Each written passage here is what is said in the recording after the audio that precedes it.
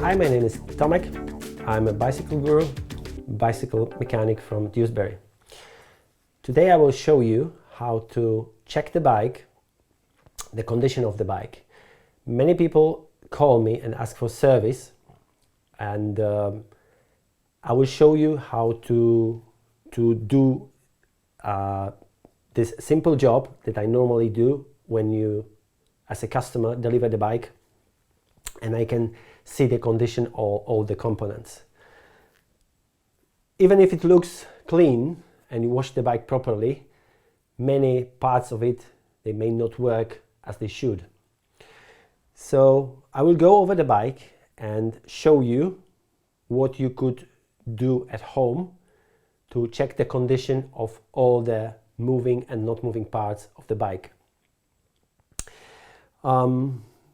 It's important to do it especially when you ride when it's wet, because rain, water or salty water in the winter time has a bad influence on the condition of the bike and all the moving parts.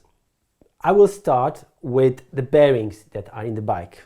There are two bearings here. They are called headset bearings, one on the top, one on the bottom.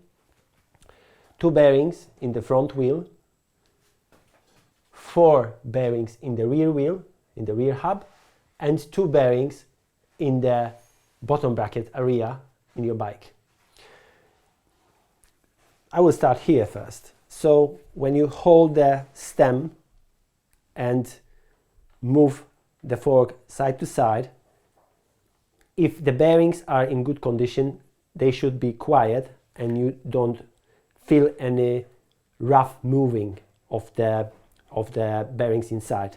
If they are gone or they are at the limit, they will feel rough or they will even make a big sound. In the worst case, there is a lot of play moving the fork front and back. You can see the movement here. This is the worst case.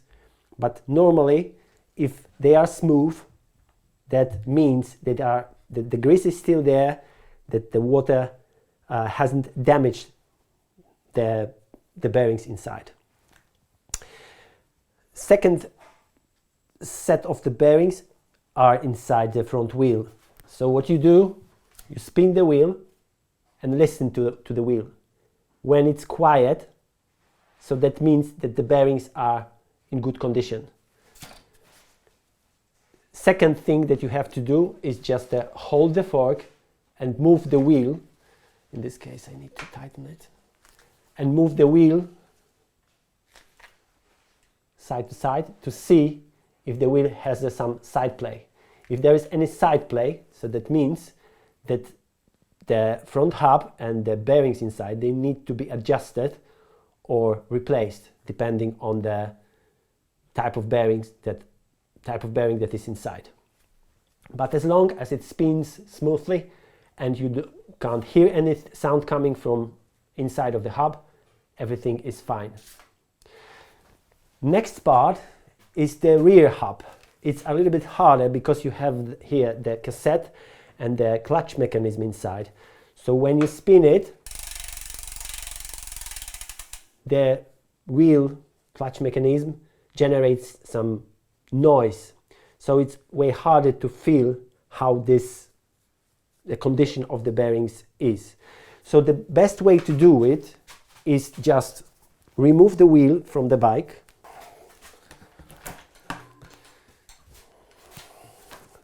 And the same, the front wheel, there are two bearings inside. There are four bearings inside here. Two are in the hub body, mostly here and here, and two are inside of this bit, of this moving bit.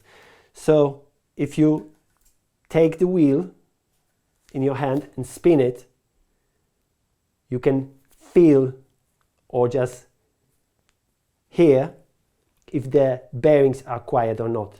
If they are quiet, like in this case, that means that the bearings inside are fine. It's a little bit harder to say how the bearings here inside this bit that is called free hub body, how they feel, but this gives you more or less a rough idea of the condition of the rear hub. In this case, the condition is pretty good. When we are talking about the wheels condition, what I can recommend is just to check the rim wear. I will show you, it's easier in this case. This is the rim surface that works with the rim brakes. It's in good condition if it's flat and has no damage on the brake track, I think you call it. So it should be flat and smooth. In this case, this rim is in very good shape. If this side has any damage or is not flat, looks more or less like this, so that means that the sidewall of the rim is slightly worn, or in the worst case worn out.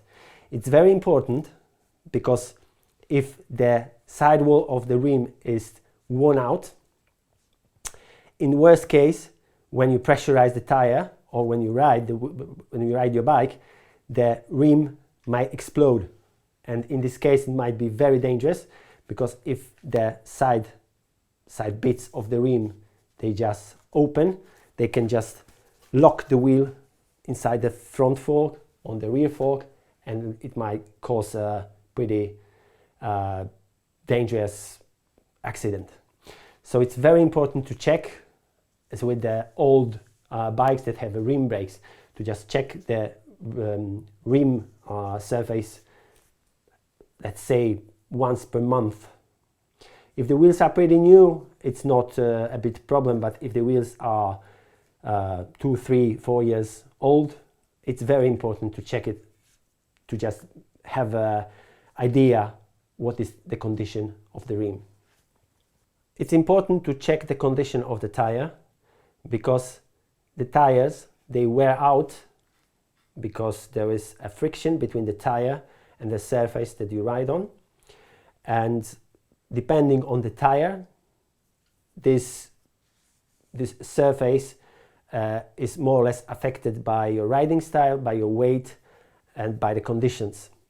The tire, when it's new, especially the road tire, is round on the surface, on the top, and after a while, when it wears out, the top part of the tire becomes flat, and that's the sign that the tire is almost worn out, or it's worn out and it's really flat. It's time to replace it, because then it's not so much rubber left on the top, and it's way easier to puncture the tire. Of course, when you go over the wheel, you check the pressure using a pump, or if you have good feeling in your hand and you know what was the correct pressure, or is the correct pressure for you, just check the air pressure in the wheels. Now we will talk about the drivetrain. So the drivetrain is the chain, the cassette on the wheel, so this bit, and the chain rings on the crankset on the front. Those bits are part of the drivetrain. So the most important bit to check is to measure the chain wear. There are many different tools to measure the chain wear. They cost from £5, depends on the quality and the brand that you prefer. And this tool offers the opportunity to measure the chain wear, because you can just prevent the wear of the rest of the components, because the chain is the most important bit that has a big influence on the condition of the cassette and the chain rings. And the chain is the cheapest part of the drivetrain, and replacing it at the time when it's necessary or it's recommended will protect the other bits from being from wearing out way quicker. So this tool has two indicators. In this case, it's a Park Tool tool, 0.5 and 0.75. It's on the right end of this tool. So what I do, I just start with 0.5, so I just place it in the chain like this, and then I try to push the other end in the chain. If it drops in at 0.5, that means that the chain might be ready to replace. So in this case, what I do, I just take the other side that is marked as 0.75 and I measure again. If it drops in on this side, this is the last time when you can still think about to consider to just replace the chain only. In this case, my chain is pretty new, so on both sides the tool was not going inside, so that means that the chain is still in a good condition and I still can run it, but it's pretty new. When the tool drops in on 0.75 side and it's a lot of play here, so that means that the chain is really worn out, at this moment it's too late potentially to replace the chain only, and there are two solutions. Ride the chain, the cassette and chain rings until it starts to skip or the shifting is really bad in this case, or some people in this moment prefer to just replace the chain and the cassette only. So anyway, if you wait too long to replace this bit, it will be too late eventually to do only the chain shift, because a new chain will skip on the cassette. So in this case, the most important thing is just measure the wear of the chain to just prevent eventually that the other bits will be destroyed by the chain that is worn out. So more or less this is pretty simple, using a very simple tool to do it, but it gives a rough idea what is the condition of the drivetrain. And the last part of the bike check that I normally do, I'm checking the brake pads, brake shoes, depending on the bike. And in this case, this is a rim brake, and it has brake shoes here, the cartridges here, and I need to see what is the condition of them. They are pretty new, so there are no metal splits in the surface, so that means they are in good condition, and they have those grooves here. As long as the grooves are there, that means that the brake shoes are still in rideable condition. So in this case I can use them. I think it's about 3 millimeters left, so they are pretty in good shape, and it's easy to check the condition. If they are worn out, if there are a lot of metal splits from the rims, it's necessary to just replace them or just remove the metal bits from the pads, because those bits, they just destroy the rim in this case. And of course I actuate the lever and see how the brake reacts on the operation of the lever. If I just start to pull the lever and I feel that the brakes engages straight away, that means that the cables inside are still in good condition. If I pull the lever and just release it and I see that there is some play here, there is no wheel at this moment, but normally, so that means there is a lot of friction in the cables and potentially they need to be replaced. Sometimes I could fix them when I clean the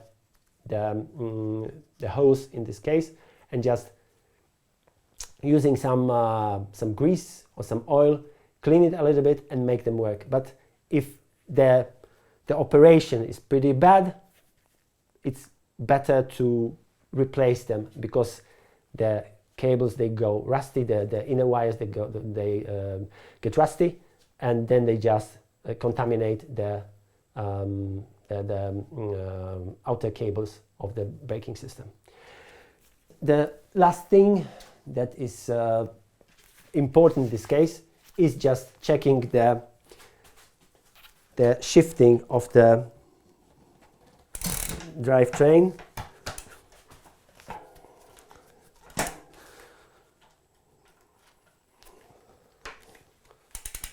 So the wheel is on again. So what I do, it's pretty easy to check because you can feel it right away when it's good or not. You use the shifter and see how the rear derailleur reacts on your commands from the shifter. So in this case, there is no delay.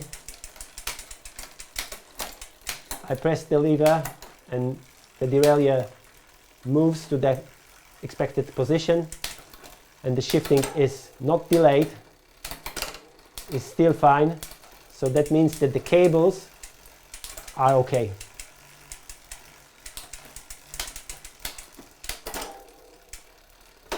Yeah. This means that the derailleur cables, in this case for the rear one, they are still okay. The wire and the outer cable, they are still okay. In this case, the cables are inside the frame. There's internal cable routing, so it's better protected from elements, and this feels fine. So the idea is that the condition of those components is still okay, and the bike potentially doesn't need any big service, any big work on it. If you go over the bike and you feel that the brakes are not working as expected, but they still work, if the gear system is not working as expected, so it's, for example, a small delay when you shift or some not shifting as you expect, that means maybe that the bike might be delivered for a simple service. I call it simple service. That means the bike is in more or less good condition, but I can check the brakes, check the gears on other bits, and just adjust them to make them work as you expect. So more or less that's all the things that I think every rider can do at home to see and check the condition of the bike, to eventually avoid big cost of the service if you leave the bike for a longer period and without any maintenance.